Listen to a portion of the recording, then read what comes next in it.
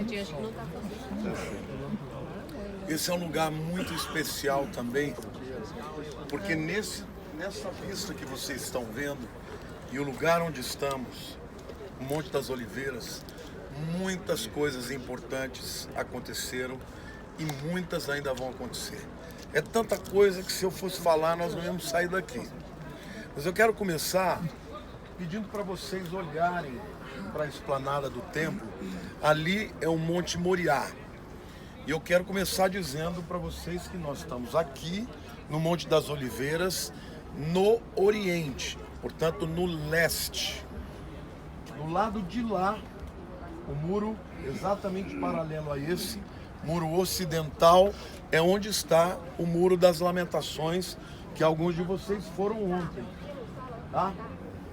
Aquela estrutura ali dourada é chamada de Domo da Rocha. Foi construída no ano 691. E aquela cúpula cinza é chamada de uma mesquita Al-Aqsa.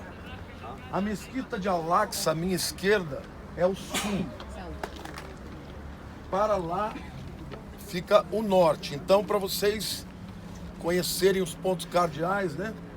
Leste, oeste, norte, sul. Tá bom? O Monte Moriá é um monte importante porque foi o monte que Davi comprou do Jebuseu Araúna para oferecer a Deus. Lembra que ele chegou e quis dar de presente? Davi falou: eu não posso oferecer a Deus algo que não me custe de sacrifício. Mas Davi governou de 1000 a 960. Gente, na verdade 1010 a 970. Muito antes disso, essa terra já era santificada. Como eu disse para vocês ontem, os rabinos acreditam que o mundo foi fundado aqui. Lá onde está aquele domo da rocha, ali dentro tem uma pedra que os muçulmanos acreditam que Ibrahim, o pai Ibrahim, ofereceu seu filho Ismael. Os judeus acreditam que Abraão ofereceu seu filho Isaac. Eu, pessoalmente, não acredito que seja ali, porque lá aquelas portas ali que tem dois arcos que estão fechados, dali, na visão do Monte das Oliveiras, dava diretamente no templo. Eu vou falar um pouquinho mais para frente sobre a construção do terceiro templo, que não terá que destruir nenhuma dessas construções, porque ele vai ser construído à nossa direita. Tá bom? Quantos de vocês se lembram que Satanás trouxe Jesus para ser tentado no pináculo do templo? Alguém faz ideia onde era? O pináculo do templo não era na construção do templo, era na muralha. E é exatamente esse corner aqui, ó. Bem aqui, a sudeste. Estão dando para ver essa primeira quina aqui? Não é exatamente ali, porque essa muralha é mais nova. Mas na muralha original, nesse campo aqui mais próximo de nós, é que Jesus foi levado pelo diabo, e o diabo falou assim: lembre-se, lá embaixo tem o Vale de Cedron. O diabo levou ele ali em cima e falou: se joga, porque aos seus anjos dará ordem para que te sustentem, te guardem, né? O que mais? Nesta parte sul, quantos de vocês aqui estão conseguindo ver aquelas escadarias ali, ó? Dê uma olhada ali, ó. Estão conseguindo ver umas escadarias? Sim. Sim ou não? Sim. Essas escadarias, 100% de chance que Jesus passou nelas. Porque todo judeu que vinha a Jerusalém e que entrava no templo, ele subia por aquelas escadarias e aí entrava por debaixo por alguns arcos. Ali também haviam várias piscinas, vários tanques de purificação, chamados mikvês. E certamente este foi o lugar onde Pedro fez a primeira pregação do Pentecostes e onde 3.000 pessoas se converteram e foram batizadas. Como 3.000 pessoas podem ser batizadas se não tiver muita água? Então essa é a razão porque os teólogos dizem que foi nessas escadarias, nessa região, que aconteceu o primeiro batismo da igreja. Amém? Nós estamos aqui vendo os 3 principais montes sagrados de Jerusalém. Nós estamos no Monte das Oliveiras. À nossa esquerda tem uma... Ali, ó. Quantos vocês conseguem ver ali uma igreja com uma cúpula cinza? Ali é o Monte Sião, tá? E o Monte Moriá é onde está a esplanada do templo. O Monte Sião é onde aconteceu a última ceia. Nós vamos lá hoje. O Monte Sião, onde aconteceu a última ceia, também é um lugar onde aconteceu o Pentecostes, onde o Espírito Santo desceu.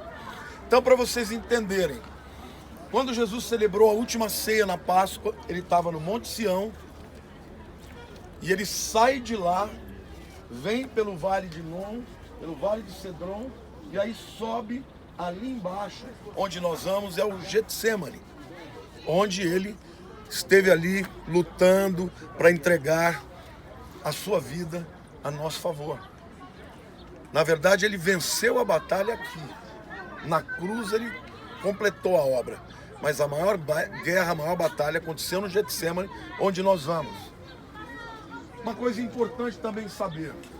O primeiro templo, o Templo de Salomão, ele foi dedicado por volta do ano 970. Salomão começou a reinar em 970, então não foi aí que exatamente o templo foi construído, foi um pouco depois.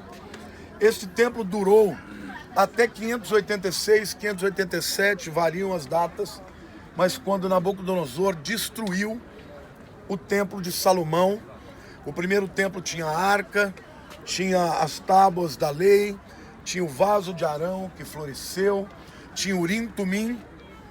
Quando foi destruído o primeiro templo, os judeus foram cativos e levados para a Babilônia. Com o decreto de Ciro, os judeus voltam em 535 a.C. E em 535 começa a reconstrução ou a construção do segundo templo, também chamado Templo de Zorobabel ou Templo de Esdras.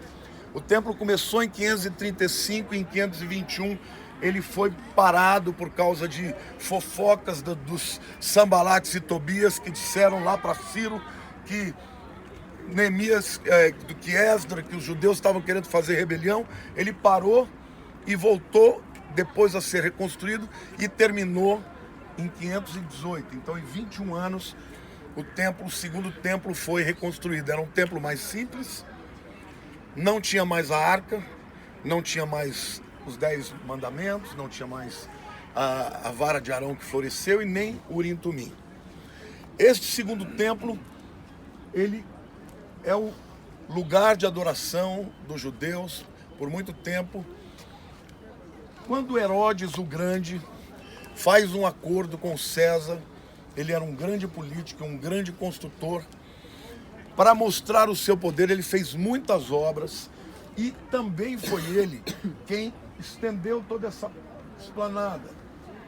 Na verdade, isso aí era um monte, então ele era muito menor, tá?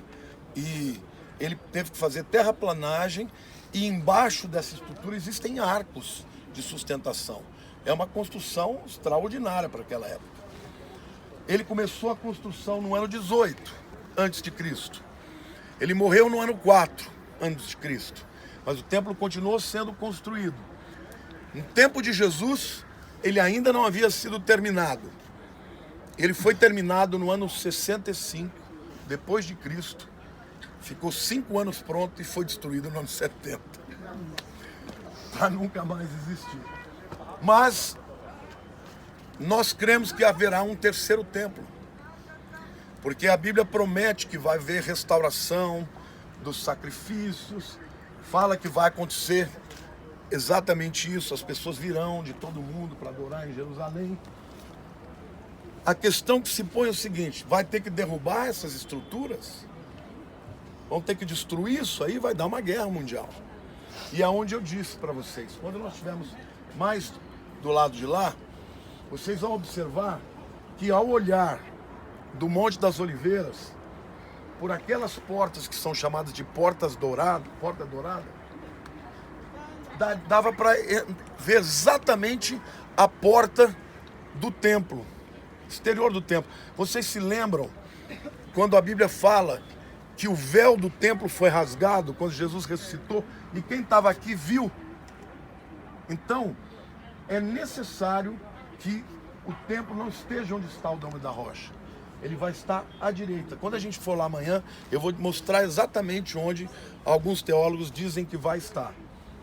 Por que isso é importante? Porque isso vai acontecer dentro de um acordo de paz que o anticristo vai fazer com o povo de Israel, com os cristãos.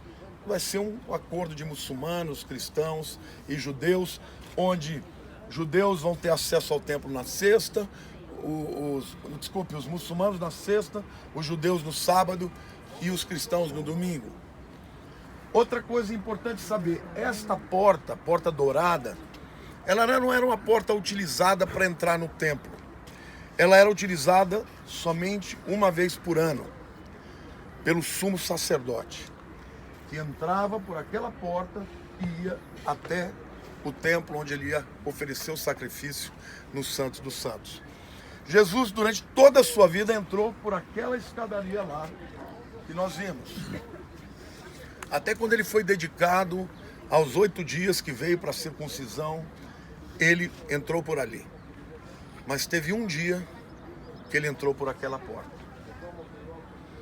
Que dia foi esse? Domingo de Ramos. No domingo de Ramos. Porque ele veio descendo por essas encostas e as pessoas com ramos clamando: Hoshianá, Hosana, bendito que vem o filho de Davi. Filho de Davi para o judeu é Messias. Hoshianá é salva-nos. Salva-nos, Messias. E ele veio e as pessoas dizendo: olha, estão chamando você de Messias. Manda eles calarem. E Jesus disse: se eles se calarem, as pedras clamarão. Quantos estão vendo ali as portas fechadas? As duas portas fechadas ali. Estão vendo ou não? Sim. Um detalhe importante. Aqui nós temos cemitério. O judeu é aqui ou de baixo? Então, os judeus, eles acreditam que quando vier o dia da ressurreição, quem estiver mais perto vai ressuscitar primeiro. Então, pessoas muito ricas, judeus, compraram suas sepulturas aqui para poder ressuscitar primeiro no dia da ressurreição. Interessante, né? Aqui, mas, ó. aqui, ó, essa parte aqui.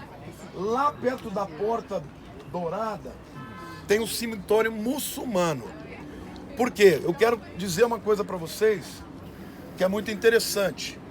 No século XII depois de Cristo, quando Saladino conquistou Israel, ele chegou aqui e ele ficou sabendo que o Messias judaico iria entrar por aquela porta. Ele falou: não pode acontecer, eu não vou deixar. O que ele fez? Fez um cemitério muçulmano, porque ele sabe que jamais um rabino, um homem santo, vai pisar em terra que tem morto, porque pela lei judaica ele fica impuro. E além disso ele fala: eu vou fechar essa porta e ele não vai entrar. Sem saber, ele estava cumprindo uma profecia feita por Ezequiel no 6º século antes de Cristo. Então, uma profecia que demorou 1800 anos para se cumprir. E eu vou ler para vocês. Cadê meu iPad? Essa vale a pena ler porque é interessantíssima.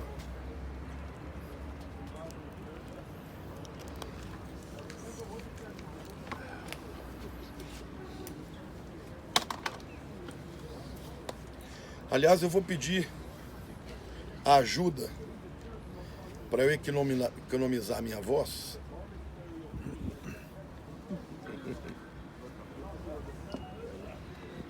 Ezequiel. Não, eu sei que Ezequiel, mas eu tô pegando o texto para o pessoal ler mesmo aqui. Quem vai poder ler para mim aqui? Ezequiel. Ezequiel capítulo 44, versos 1 a 4. Tem que ler aqui do meu lado.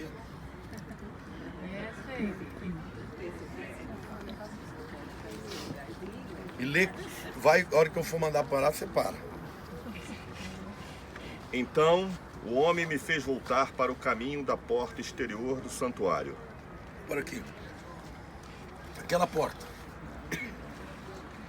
Que olha para o oriente, que olha para o oriente, tá? Porque as muralhas têm portas para todas as direções. A porta que olha para o oriente é essa. a qual estava fechada. Disse-me o Senhor: esta porta permanecerá fechada, não se abrirá, ninguém entrará por ela, porque o Senhor, Deus de Israel, entrou por ela, por isso permanecerá fechada. Quanto ao príncipe, ele se assentará ali por ser príncipe, para comer o pão diante do Senhor. Pelo vestíbulo da porta entrará e por aí mesmo sairá. Tá aqui. Veja o que o texto está vendo. No tempo que Ezequiel escreveu, lembre-se, ele está no exílio. Não existe templo. Mas ele está vendo o templo reconstruído. E ele está vendo um templo reconstruído cuja porta que olha para o oriente está fechada. Agora, quando o templo foi reconstruído, essa porta não estava fechada. Ela estava aberta. As pessoas viam o sumo sacerdote entrar.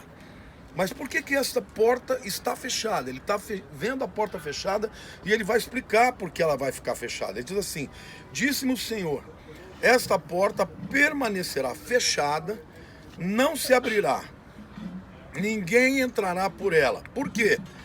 Porque o Senhor, Deus de Israel, entrou por ela, por isso permanecerá fechada.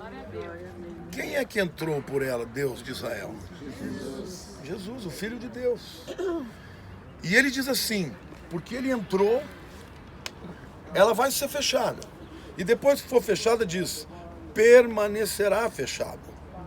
E o que Saludino fez, na verdade, foi cumprir essa profecia. Porque Ezequiel está vendo muito à frente dele. Ele não está vendo nem a reconstrução do segundo templo. Ele está vendo depois, quando Saladino viria no século XII, e por causa de um medo bobo, ele diz: eu vou fechar essa porta aqui para que o Messias não entre. E na verdade ele está cumprindo a profecia, porque Deus falou: é para ficar fechada até que ele volte. Amém? Agora detalhe, no ano de 67, tudo isso aqui era governado, administrado pela Jordânia, pelo rei Hussein. E no primeiro semestre ele estava com alguns planos de fazer uma região hoteleira aqui. E ele literalmente, para que os muçulmanos pudessem vir e visitar a esplanada do templo, literalmente ele iria abrir a porta e ele iria fazer com que todos os muçulmanos tivessem acesso por ela. Ele ia fazer uma rampa aqui. Acontece que no dia 5 de junho de 67, Deus frustrou os planos dele e simplesmente estourou a Guerra dos 6 Dias. E ao final dessa guerra, o que aconteceu? Essa região voltou para as mãos de Israel. Em outras palavras, uma profecia de Deus não cai por terra, porque Deus disse que essa porta ia ser fechada até que o príncipe que veio volte. E vocês sabem por onde Jesus vai descer, meus irmãos? Lembrem-se que nós estivemos no Vale do Armagedon. Lembrem-se? Enquanto estiver acontecendo a guerra lá no Vale de Jezreel, no Vale do Armagedon, Jerusalém vai ser sitiada aqui. E Deus vai dar a vitória, e essa vitória será cabal. Eu quero ler para vocês alguns textos aqui que são tremendos, que precisam ser entendidos.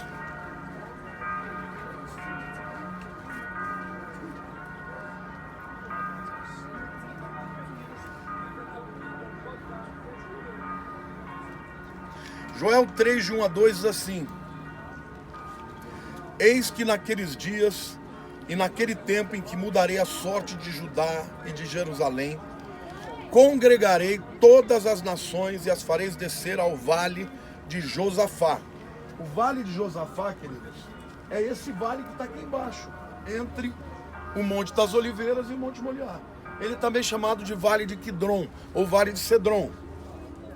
E ali entrarei em juízo contra elas, por causa do meu povo e da minha herança, Israel, a quem elas espalharam por entre os povos, repartindo a minha terra entre si. Olha o que Deus está falando. Que as nações vão ser julgadas, e aqui eu penso que são os líderes, os reis, pelos conchavos políticos que fizeram para tomar a terra de Israel. Deus está falando, porque vocês dividiram a minha terra, que eu dei para o meu povo, eu vou julgar vocês no vale de Josafá. E Josafá, no hebraico, Yehoshafat, o Senhor julgará. Então, primeiro vai acontecer a vitória do Senhor dos ares. Aí ele vem e desce com os pés no Monte das Oliveiras. Como diz a palavra de Deus, eu vou ler aqui depois. Nesse período, Israel vai estar tanto cercada lá naquela região quanto aqui. E o capítulo 12 de Zacarias, presta atenção porque é lindo isso aqui. Versos 10 e 11 diz o seguinte: sobre a casa de Davi e sobre os habitantes de Jerusalém derramarei o espírito de graça e de súplicas. Olharão para aquele a quem transpassaram. A quem eles transpassaram, irmãos? Jesus. Pranteá-lo-ão como quem pranteia por um unigênito, e chorarão por ele como se chora amargamente pelo primogênito. Naquele dia será grande o pranto em Jerusalém, como o pranto de Arradad e Rimon no vale de Medito. Por que eles estão chorando, irmãos? Eles não estão chorando por conta dos inimigos, eles estão chorando porque eles vão reconhecer Jesus como Messias. E eles vão perceber que todo esse tempo eles não o reconheceram. E no capítulo 13, versículo 6, ele diz assim, é a continuação do mesmo texto: se alguém lhe disser que feridas são estas nas tuas mãos, responderá ele: são as feridas com que fui ferido na casa dos meus amigos. Vocês se lembram da história de José? José é o primeiro tipo de Jesus. José era amado do pai, seus irmãos tiveram ciúme dele. Ele foi vendido para o Egito, se casou com uma esposa gentílica, não é isso? Mas no final, ele se reconciliou com seus irmãos. Esse é o dia em que o Senhor se reconciliará com a nação de Israel inteira. E aí então, a Bíblia diz no capítulo 14, versículo 4: naquele dia estarão os seus pés sobre o Monte das Oliveiras, em algum lugar aqui, que está de frente de Jerusalém para o oriente. O Monte das Oliveiras será fendido pelo meio, para o oriente e para o ocidente. E haverá um vale muito grande. Metade do monte se apartará para o norte e a outra metade para o sul. Zacarias 14 ainda, continuando. Acontecerá naquele dia que não haverá luz, mas frio e gelo. Mas será um dia singular conhecido do Senhor. Não será nem de dia, nem de noite, mas haverá luz à tarde. Naquele dia também sucederá que correrão de Jerusalém águas vivas, metade para o mar oriental, é o mar morto, e a outra metade até o mar ocidental, o mar Mediterrâneo, que está para lá. No verão e no inverno sucederá isso. O Senhor será rei sobre toda a terra. Naquele dia um só será o Senhor e um só será o seu nome. Glória a Deus, irmãos. Não é tremendo? Então, nós estamos vendo aqui o que vai acontecer no final. A guerra do Armagedon, o cerco de Jerusalém. Jesus vence, pisa no Monte das Oliveiras. Isso aqui vai sair águas de dentro aqui, e já foram descobertas fontes de água aqui embaixo. E essas fontes de água é que vão invadir toda a região do Mar Morto, que eu disse para vocês que na parte norte vai ficar água doce e na parte sul vai continuar salgado. E essas águas também correrão para o mar Mediterrâneo. E lá em Joel capítulo 2, 3, versos 1 e 2 diz assim: eis que naqueles dias e naquele tempo em que mudarei a sorte de Judá e de Jerusalém, congregarei todas as nações e farei descer ao vale de Josafá. E ali entrarei em juízo contra elas, por causa do meu povo e da minha herança Israel, a quem elas espalharam por entre os povos, repartindo a minha terra entre si. Jesus, quando descer no Monte das Oliveiras, ele vai caminhar pelo Vale de Cedron e vai entrar pela Porta Dourada até onde está o templo. E ali ele será aclamado Rei dos Reis e Senhor dos Senhores. Amém? Não é tremendo, gente? Mas o Monte das Oliveiras, ele é um monte muito importante também, porque aqui foi que Jesus lutou por nós, que ele entregou a sua vida. Nesse lugar ele ascendeu aos céus.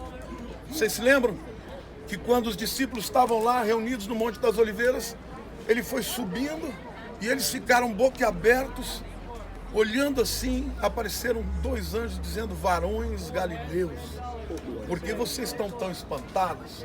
Do mesmo jeito que vocês estão vendo ele subir, ele descerá sobre este monte. Amém? Não é tremendo, gente? Você está vendo na distância dos teus olhos coisas extraordinárias. Monte Sião, onde a última ceia foi celebrada.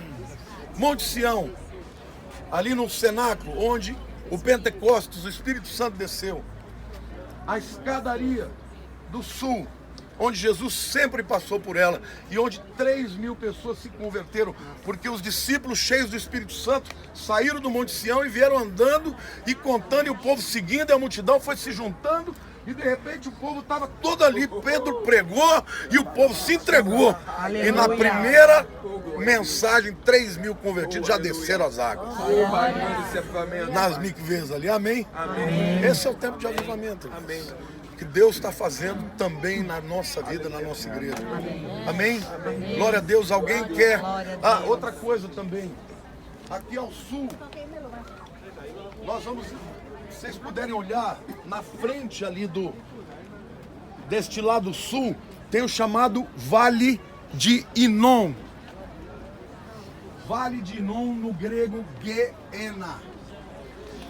Geena é o Geena, que é o inferno, para onde os que não creem vão ser lançados no lago de fogo. Por que que Jesus usou desta figura? Porque nesse lugar, muitas crianças foram oferecidas ao deus Moloque. E a Bíblia diz que as pessoas choravam, as mães urravam quando seus filhos eram arrancados delas para serem oferecidos ao deus Moloque. Aliás, por causa desse nome Moloque, vem a palavra Moleque, que é um menino, que eram crianças que eram oferecidas. E a Bíblia diz que lá haverá choro e ranger de dente. Então Jesus mais uma vez usa de uma metáfora de algo que acontecia para falar de algo que vai acontecer. Então Geena não é aqui. Ele só usou da figura da dor de uma mãe que está perdendo um filho que vai ser sacrificado a um demônio, para dizer que naquele tempo o lago de fogo vai produzir também choro e ranger de dente. Alguém tem alguma dúvida? Elias, você quer completar alguma coisa? Ah, deixa eu dizer uma coisa para vocês. Esqueci. Quantos de vocês conseguem olhar? Nós estamos que lado mesmo, gente? Oriente, leste, oeste. E lá é o quê? Norte. No outro canto, lá no outro corno, você consegue ver aquelas construções? Ali tem umas cúpulas, tem atrás ali, você consegue ver umas construções ali? Sim. Ali estava a Fortaleza Antônia.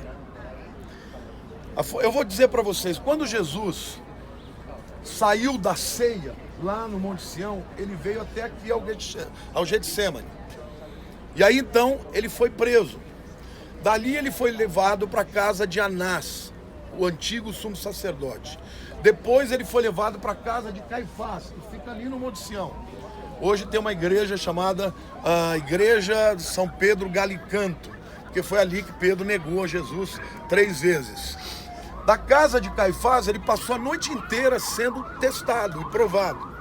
Dali ele foi levado para Herodes, de Herodes para Pilatos, no palácio de Pilatos ele volta para Herodes e por último ele sai do palácio de Herodes e vai lá para a Fortaleza Antônia, que era um quartel-general dos romanos. Por quê?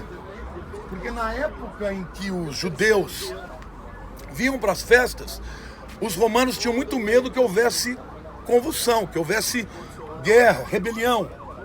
E muitas vezes a rebelião começou aqui mesmo. Então o que eles fizeram?